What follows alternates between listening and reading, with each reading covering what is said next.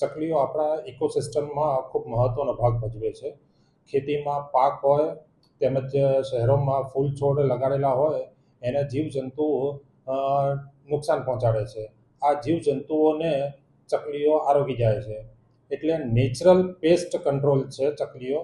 ને હાલ ચકલીઓની જાતિ લુપ્ત થતી હોય આ ચકલીઓને ઇકોસિસ્ટમને બેલેન્સ માટે ખૂબ બચાવવી જરૂરી છે.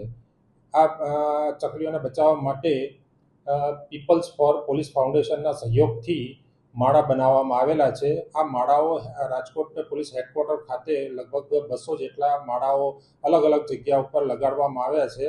ને આ માળાઓના આધારે આપણે ચકલીઓને બચાવવાનો એક અભિયાન શરૂ કરેલો છે. લગભગ 200થી 250 જેટલા માળા લગાડવામાં આવેલા છે. લગભગ 15થી 20 પોલીસ અધિકારી તથા કર્મચારીઓએ સહયોગથી આ માળાઓ લગાડવામાં આવેલા છે.